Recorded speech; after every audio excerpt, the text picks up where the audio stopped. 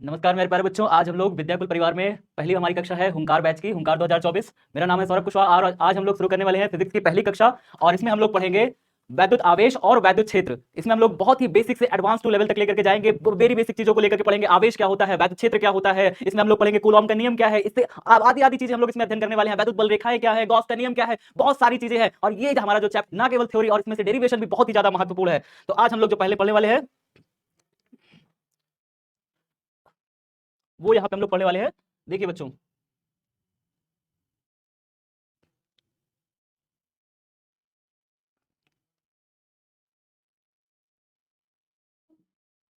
Sir sir तो एक minute देख लें।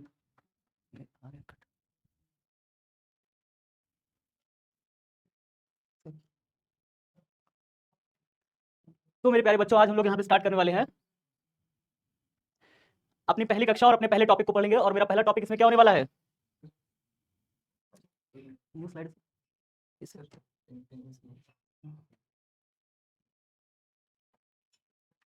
New slide.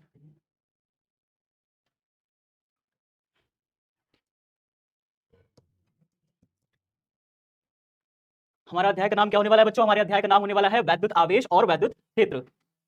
इसमें हम लोग क्या पढ़ने वाले हैं? जो हमारा पहला टॉपिक है वो है वैद्युत आवेश और वैद्युत क्षेत्र। वैद्युत आवेश और वैद्युत क्षेत्र, यहाँ पे वैद्युत जैसा लिखा हुआ है बच्चों, ऐसा नहीं लिखना है। वैद्युत हमारा कैसा होगा? वैद्युत होगा हमारा वाम ए की मात्रा दैत्य। वैद्युत आवेश और वैद्युत क्षेत्र टॉपिक हमारा क्या रहने वाला है? वैद्युत आवेश इसमें हम पढ़ने वाले हैं। इसमें हम पढ़ेंगे वैद्युत आवेश और उनके प्रकार, कितने प्रकार के होते हैं। वैद्युत आवेश आप सबने बचपन से पढ़ा होगा, दो प्रकार के वैद्युत आवेश होते हैं, कक्षा 8 में भी पढ़ा जाता है। वैद्युत आवेश दो तरीके के कौन कौन होते हैं? धनात्मक आवेश और ऋणात्मक आवेश। धन आवेश और ऋण आवेश। धन आवेश आपको पता है कैसे मिलते हैं? धन आवेश मिलते हैं जब भी कोई पदार्थ होता है उसमें से आवेश निकलते हैं, आवेश बाहर निकलते हैं, आवेश उससे मुक्त होते हैं। और आवेश कौन से होते हैं? वो होते हैं फ्री इलेक्ट्रॉन्स, हमारे मुक्त आवेश। जब हमारे मुक्त आवेश क्या होते हैं? बाहर निकलते हैं, पदार्थ को छोड़ते हैं, तो वो बॉडी कैसी हो जाती है? बॉडी हो जाती है हमारी धनात्मक हो जाती है। और ऋणात्मक कौन सी हो जाती है? जो बॉडी आवेश को ग्रहण करती है। आवेश को ग्रहण करने वाली यानी क्या कहलाती है? हमारी एक्सेप्टर यानी ग्राही। जो आवेश को ग्रहण करती है वो कैसी हो जाती है? ऋण आवेश हो जाती है। इसके विपरीत जिसने आवेशों का दान किया है, जो डोनर है हमारी, वो ऑब्जेक्ट क्या कहलाती है? वो कहलाती है हमारी पॉजिटिव आवेश या धनावेश। वो कैसी बन जाती है? धनावेशित हो जाती है। आज हम लोग देखेंगे कि आवेश की परंपरा स्टार्ट कहां से हुई थी, सबसे पहला आवेश किसने खोजा था और आवेश की शुरुआत कहां से हुई थी। तो आवेश की खोज की थी 600 ईसा पूर्व में ग्रीक के एक प्रसिद्ध दार्शनिक थेल्स ने की थी।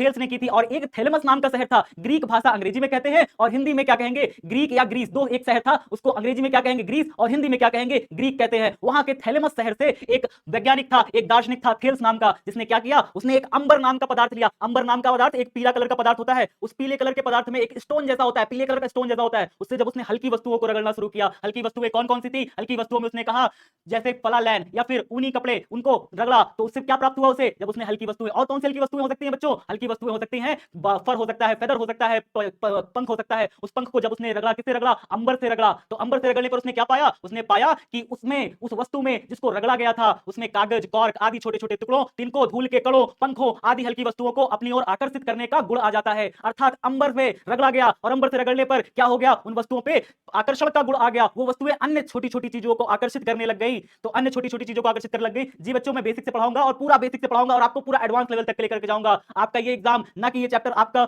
यूपी बोर्ड के बच्चों, बिहार बोर्ड के बच्चों, सारे बोर्ड के बच्चों के लिए उतना ही महत्वपूर्ण है, उतना ही इंपॉर्टेंट होने वाला है। और ये ना केवल जेई बच्चों के लिए, नीट बच्चों के लिए, सबके लिए उतना ही महत्वपूर्ण है। मैं सब जानता हूं बच्चों कि यूपी बोर्ड में जो पढ़ाते हैं या फिर बिहार बोर्ड में पढ़ाते हैं, फिजिक्स उतना अच्छे से नहीं पढ़ाते जितना अंग्रेजी मीडियम वाले बच्चे पढ़ा जाते हैं, अंग्रेजी मीडियम के टीचर पढ़ा जाते हैं। तो आज हम लोग पढ़ेंगे वही इंटेंसिटी के साथ, वही तीव्रता के साथ पढ़ेंगे, लेकिन हम लोग पढ़ने वाले हैं बहुत ही अच्छे लेवल की फिजिक्स और बेसिक टू एडवांस लेवल की हर एक चीज को बेसिक से पढ़ेंगे। इसमें हम लोगों ने क्या पढ़ा कि हल्की वस्तुओं को अपनी ओर आकर्षित करने का गुण उत्पन्न हो जाता है। तो क्या पढ़ा? अगर हम लोग किसी चीज को रगड़ते हैं, लेट से ये हमारा हमारा क्या है? ये हमारा है अंबर। अंबर कैसा होता है? एक पीले कलर का स्टोन है। जब इससे किसी हल्की वस्तु को रगड़ा गया तो रगड़ने पर क्या आ गया? हल्के अंबर से इलेक्ट्रॉन रिलीज हुए, अंबर से इलेक्ट्रॉन निर्मुक्त होते हैं और किस पे आ जाते हैं? उस हल्की वस्तु पर आ जाते हैं जिससे इसको रगड़ा गया। उदाहरण के तौर पर लीजिए, बचपन में आप लोग क्या करते थे? बचपन में आप लोगों ने सबने एक खेल खेला होगा। आपने लिया कंघा और कंघे को लेकर के बाल पर आप रगड़ते थे और फिर क्या करते थे? छोटे छोटे कागज के पीसों को उसमें टच कराने थे, तो फिर वो क्या करते थे? कागज के पीस उसमें चिपक जाते थे। तो ये कैसे होता था? कभी आपने सोचा ये ऐसे होता था?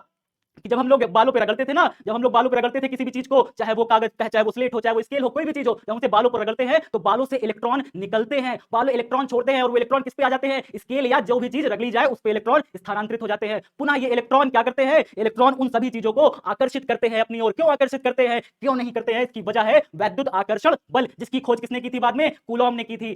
कब की थी, 1750 ईस्वी में की थी कूलॉम नाम के वैज्ञानिक ने। और क्या कहा था, इसे वैद्युत आकर्षण बल नाम दिया था। और क्या ये वैद्युत आकर्षण बल किनके किनके बीच लगता है, धनावेश और ऋणावेश, दो विजातीय आवेशों के बीच में एक बल लगता है, जिसे उन्होंने कहा था वैद्युत आकर्षण बल। उसके बारे में भी अभी हम लोग इसी स्लाइड में पढ़ने वाले हैं। तो हम लोग यहाँ पे क्या पढ़ने वाले हैं कि वे सभी चीजें ईसा पूर्व 600 शताब्दी पूर्व ग्रीक के प्रसिद्ध वैज्ञानिक थेल्स ने देखा कि जब अंबर नामक पदार्थ फलालयन अथवा उन्हीं कपड़ों से रगड़ा जाता है, उसमें कागज, कॉर्क आदि के छोटे छोटे टुकड़ों, तिनकों, धूल के कणों, पंखों आदि हल्की वस्तुओं को अपनी ओर आकर्षित करने का गुण उत्पन्न हो जाता है। दोस्तों, प्यारे साथियों, अगर आपको ये चीजें लेक्चर अच्छी लग रही हैं तो अपने सभी दोस्तों को शेयर करिए, और इतनी सुबह सुबह आए हो तो बिना लाइक करे तो जाइएगा ही मत। तो चलिए आगे देखते हैं आज हम लोग इसमें क्या सीखेंगे। तो अंबर के अतिरिक्त भी कई अन्य ऐसे पदार्थ होते हैं, जब उन्हें दूसरे उपयुक्त पदार्थों के साथ रगड़ा जाता है तो उनमें भी अंबर की भांति हल्के हल्के पदार्थों को अपनी ओर आकर्षित करने का गुण उत्पन्न हो जाता है। अंबर को ग्रीक भाषा में इलेक्ट्रॉन कहते हैं, अतः वह ऊर्जा जिसके कारण अंबर और अन्य पदार्थों में हल्की वस्तुओं को अपनी ओर आकर्षित करने का गुण उत्पन्न होता है, इलेक्ट्रिसिटी कहलाती है। आपको आज बता देता हूं इलेक्ट्रिसिटी वर्ड आया कहां से। इलेक्ट्रिसिटी वर्ड आया है इलेक्ट्रॉन से, और इलेक्ट्रॉन कहां से आया है, इलेक्ट्रॉन आया है ग्रीक भाषा के ही शब्द अंबर से आया है। अर्थात अंबर में, इलेक्ट्रिसिटी में क्या होता है, वस्तुओं को अपनी ओर आकर्षित करने का गुण होता है। ये हम क्या कहेंगे, इसे हम इलेक्ट्रिसिटी की मैग्नेटिक प्रॉपर्टी बोलते हैं। क्या बोलते हैं, मैग्नेटिक प्रॉपर्टी ऑफ इलेक्ट्रिसिटी, अर्थात चुंबकीय प्रभाव कहेंगे। ठीक है, तो चलिए आगे हम लोग देखते हैं। अंबर और अन्य वस्तु पदार्थों को, हल्की पदार्थों को अपनी ओर आकर्षित करने का गुण उत्पन्न हो जाता है, इसे हम लोग इलेक्ट्रिसिटी कहते हैं। तो आप सब लोग इसमें क्या कर सकते हैं, स्क्रीनशॉट ले सकते हैं और कॉपी में नोट कर सकते हैं इलेक्ट्रिसिटी की परिभाषा। आगे देखते हैं, चलिए दूसरे देखते हैं। अगर हम लोग देखते हैं ट्राइबो इलेक्ट्रिक सीरीज के बारे में, आज मैं आप लोगों को एक सीरीज के बारे में परिचय कराता हूं। ट्राइबो इलेक्ट्रिक सीरीज कैसी सीरीज है, ये ऐसी सीरीज समझिए कि जब मैं किसी भी चीज को रगड़ता हूं, किसी भी चीज में वो इलेक्ट्रॉन को ट्रांसफर करती है, स्थानांतरित करती है, तो क्या होगा, वो चीज जिससे रगड़ा गया वो चीज धनावेशित होगी कि ऋणावेशित होगी, उसको समझने के लिए ये सीरीज बनाई गई है, tribo electric series, tribo electric श्रेणी, ट्राइबो विद्युत श्रेणी। इसमें क्या होता है, जैसे कि कुछ चीजें, जैसे कि पहले हमारे पास क्या है, रैबिट फर है,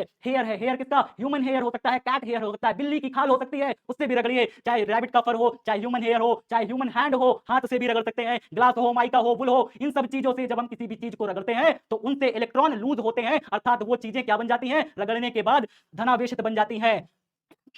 इसके विपरीत यदि हम चीजों को रगड़ें, किसके रगड़ें, सिल्क से रगड़ें, पेपर से, वुड से, अंबर से, रबर बैलून से, पॉलिस्टर से, एक्रेलिक से, पॉलीथीन, टेफ्लॉन। पॉलीथीन क्या होता है, इसमें पीवीसी भी ऐड कर लीजिए। पीवीसी क्या है, वो सारी प्लास्टिक जिसका आप इस्तेमाल करते हो, उससे आप किसी भी चीज को रगड़ते हो तो वो कैसी बन जाती है, ऋणावेशित बन जाती है, उसमें इलेक्ट्रॉन्स आ जाते हैं, वो इलेक्ट्रॉन प्राप्त करते हैं। और ऐसी चीजें जिनसे ऊपर वाली चीजें, ट्राइबो इलेक्ट्रिक सीरीज में जो ऊपर की चीजें हैं, रैबिट फर, हेयर, ग्लास, माइका, वुल, इनसे अगर चीजों को रगड़ा जाए तो वो क्या करती हैं, चीजें धनावेशित हो जाती हैं। तो अभी हम लोगों ने सीखा कि बहुत सारे ऐसे पदार्थ होते हैं जिनसे रगड़ने पर इलेक्ट्रॉनों का एक बॉडी से, एक निकाय से दूसरे निकाय में स्थानांतरण होता है, और इसी स्थानांतरण की प्रक्रिया की वजह से एक वस्तु तो धनावेशित हो जाती है और उसके विपरीत दूसरी वस्तु कैसी हो जाएगी, ऋणावेशित हो जाएगी। One particle become positive and the second one becomes negative. तो आगे हम लोग बढ़ते हैं, वैद्युत आवेश और उनके प्रकार। वैद्युत आवेश कितने प्रकार के होते हैं और वैद्युत आवेश क्या होते हैं। तो वैद्युत आवेश द्रव का वह गुण है। तो सबसे पहली बात जो यहां हमें समझनी है, वैद्युत आवेश is a property, is a quality of a द्रव। एक मैटर की, एक द्रव्य की क्या है, ये प्रॉपर्टी है, गुण है। तो वैद्युत आवेश द्रव्य का वह गुण है जिसके कारण वह वैद्युत तथा चुंबकीय प्रभाव उत्पन्न करता है और उनका अनुभव करता है। मेरे प्यारे बच्चों, सभी लोग जल्दी जल्दी लाइक कर दीजिए और इस वीडियो को शेयर करिए। बेसिक टू एडवांस लेकर के जाएंगे और बहुत ही अच्छी क्लास लेकर के जाएंगे, सब कुछ पढ़ेंगे और बहुत ही अच्छे से पढ़ने वाले हैं। यहाँ पे electric charge and it's type, वैद्युत आवेश और उनके प्रकार। भले ही क्लास में देर हो जाए लेकिन हौसला और हिम्मत कम नहीं होना चाहिए बच्चों। सभी बच्चे आइए और जोरदार शेयर करिए क्लास को,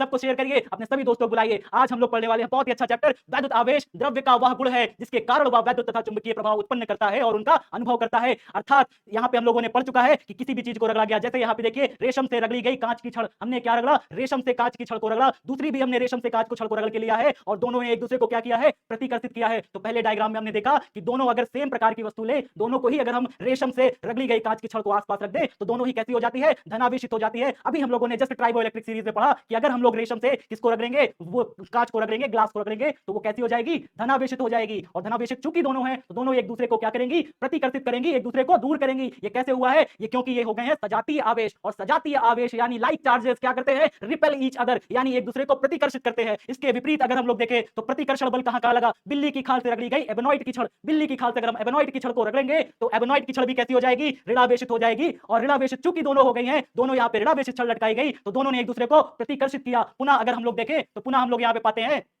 एक रेशम से रगड़ी गई कांच की छड़ लगाई और दूसरी कांच हमने क्या लगाई, एबेनॉइड की छड़ रखी। एक धनावेशित है और दूसरी ऋणावेशित है, दोनों ने एक दूसरे को क्या किया, दोनों ने एक दूसरे को आकर्षित किया। तो यहाँ पे हम लोगों ने समझा कि वैद्युत आवेश क्या है, द्रव्य का ही वह गुण है जिसके कारण वह वैद्युत तथा चुंबकीय प्रवाह उत्पन्न करता है और उनका अनुभव करता है मेरे प्यारे बच्चों। और यहाँ पे दूसरी हम लोगों ने क्लास ली कि यहाँ पे हमने समझा कि अगर दो सजातीय आवेश होंगे, एक जैसे होंगे, दोनों ही पॉजिटिव पॉजिटिव या दोनों ही नेगेटिव नेगेटिव होंगे, दोनों ही ऋणात्मक ऋणात्मक धनात्मक धनात्मक, ये दोनों क्या करेंगे, दूर जाएंगे, प्रतिकर्षित करेंगे। इसके विपरीत यदि एक धनात्मक है दूसरा ऋणात्मक है तो ये दोनों क्या करेंगे, एक दूसरे को पास आएंगे, आकर्षित करेंगे। चलिए बच्चों, अगर हम लोग आगे देखें इसमें तो 1750 ईस्वी में अच्छा क्या हुआ, 600 ईसा पूर्व में उस थेल्स ने खोज करी आवेशों की। उसके बाद आवेशों में कोई खोज नहीं हुई। आवेशों में खोज कब हुई, आवेशों में खोज उसके बाद सन 1750 ईस्वी से हुई। 1750 ईस्वी से ही खोज किसने की, सबसे पहले अमेरिकी वैज्ञानिक बेंजामिन फ्रैंकलिन ने इन आवेशों को क्रमशः धन आवेश पॉजिटिव चार्ज और ऋण आवेश नेगेटिव चार्ज नाम दिया। इस प्रकार स्पष्ट है कि आवेश दो प्रकार के होते हैं। कौन कौन से, धनावेश हो गए और दूसरा हो गया ऋण आवेश। और उपयुक्त प्रयोग से स्पष्ट है कि सजातीय आवेश अर्थात समान प्रकार के आवेश एक दूसरे को प्रतिकर्षित करते हैं, जबकि विजातीय आवेश अर्थात विपरीत प्रकृति के आवेश एक दूसरे को क्या करते हैं, आकर्षित करते हैं। ये चीजें हम लोगों ने समझ ली है। चलिए आगे देखते हैं। आगे हमारा क्या है,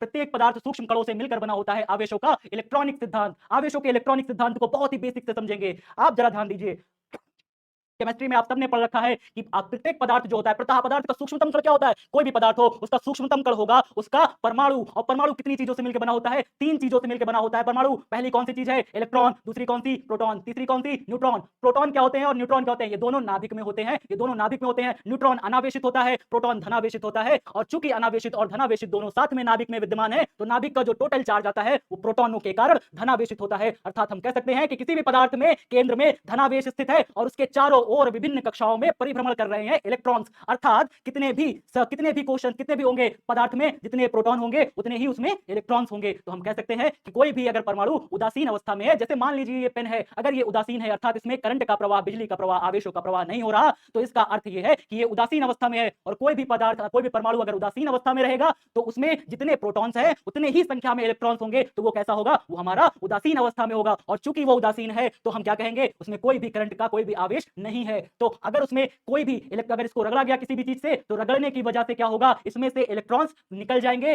और निकलने की वजह से ये क्या हो जाएगी, धनावेशित या ऋणावेशित हो जाएगी। डिपेंड अपॉन कि किससे रगड़ा गया है। चूंकि ये पीवीसी है, इसको अगर आप वुल से रगड़ते हो, सिलिकॉन से रगड़ते हो तो ये कैसी हो जाएगी, ऋणावेशित हो जाएगी। याद रखिएगा मेरे प्यारे बच्चों, प्रत्येक पदार्थ सूक्ष्म कणों से मिलकर बना होता है जिन्हें परमाणु कहते हैं। परमाणु का समस्त धनावेश और लगभग समस्त द्रव्यमान उसके केंद्रीय भाग में संकेंद्रित रहता है, जिसे नाभिक कहते हैं। अच्छा, यहाँ पे एक शब्द लिखा हुआ है, समस्त द्रव्यमान उनके केंद्रीय भागों में संरक्षित रहता है, केंद्रित रहता है। इसकी खोज किसने की थी, रदरफोर्ड का। आपको याद है परमाणु मॉडल, जिसमें उसने बीम फ्लो करी थी गोल्ड बीम पर, गोल्ड पत्ती पर, गोल्ड फॉइल पर, और उसने क्या पाया था कि समस्त द्रव्यमान उसके केंद्र पर रहता है। बाकी सारी रेखाएं कहां चली गई थी, बाहर चली गई थी, लेकिन सेंटर पर जो भी फॉल करी थी वो बैकवर्ड हो गई थी, वो वापस लौट आई थी। तो इससे हमें क्या पता चलता है कि उसके केंद्रीय भाग में संकेंद्रित रहता है। और उस केंद्रीय भाग को क्या कहेंगे बच्चों, नाभिक कहेंगे। नाभिक में धनावेशित प्रोटॉन और उदासीन न्यूट्रॉन पाए जाते हैं। अभी मैंने बताया नाभिक में क्या क्या चीजें पाई जाती हैं, धनावेशित प्रोटॉन और उदासीन न्यूट्रॉन पाए जाते हैं। उदासीन न्यूट्रॉन का मतलब क्या है, उसमें कोई भी चार्ज न्यूट्रॉनों पे नहीं होता, तो जीरो चार्ज। और इसमें प्रोटॉनों में क्या होगा, धनावेशित होगा। मान लीजिए अगर हम हाइड्रोजन की बात करें तो हाइड्रोजन में कितने प्रोटॉन और कितने इलेक्ट्रॉन, एक प्रोटॉन और बच्चों एक इलेक्ट्रॉन। तो किसमें होगा, हाइड्रोजन में। Helium, lithium, beryllium, boron, carbon, nitrogen, oxygen, fluorine, neon, sodium, hydrogen, oxygen, ये बहुत सारी चीजें आपको श्रेणी गिनाने की जरूरत नहीं है। यहाँ पे क्या होगा, सब लाइन से है। जितने ही प्रोटॉन्स होंगे उसमें कितने होते हैं, उतनी ही संख्या में इलेक्ट्रॉन्स होते हैं। तो पदार्थ का अगर हम कोई भी पदार्थ ले, लेट्स से हमने सोडियम लिया, तो सोडियम में क्या होगा, सोडियम में 11 परमाणु में 11 होते हैं, 11 इलेक्ट्रॉन होंगे और 11 ही प्रोटॉन